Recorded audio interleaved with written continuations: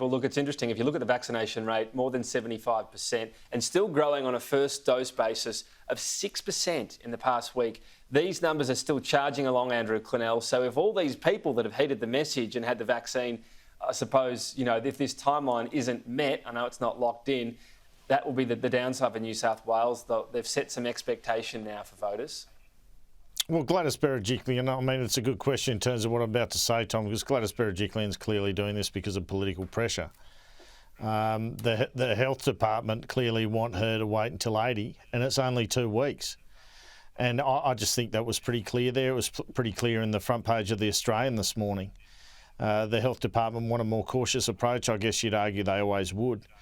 And Scott Morrison's always been saying 70 and 80, hasn't he? But why couldn't you do, for example, outdoor beer gardens at 70, pubs open at 80? Just for one example. Why couldn't you do cinemas at 80? It's only 2 weeks. What's the rush? That's the question for me. Well, I'll give you a few reasons. You saw Dominic Perrottet there, seemingly frustrated there was no date.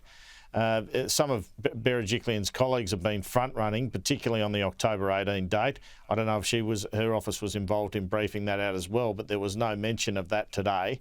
You've got Chris Minns, the opposition leader, saying a 70% he wants a reopening. That's a fair bit of pressure. She's concerned about this new opposition leader. And Berejiklian personally, well, she's more stories resurfacing about ICAC. So she wants to do the popular thing. The problem is she's put a number of caveats on it, and as some of the reporters were pointing out to her, how on earth are you supposed to plan as a business? So wouldn't it be a lot more sensible to say November 2, Melbourne Cup Day, we know then we'll be at 80%, why does it have to be October 18? So some people are probably throwing things at the TV set saying, we can't cop any more lockdown, Andrew Clennell, what the hell are you talking about? I want my job back. I understand all that, I sympathise with that. I am not just talking about the health outcomes in the hospital system under strain, and God help you in those later months this year if you get in a car accident or something and you need hospital help because you won't be getting an ambulance earlier. I'm talking about preventing a further lockdown as well.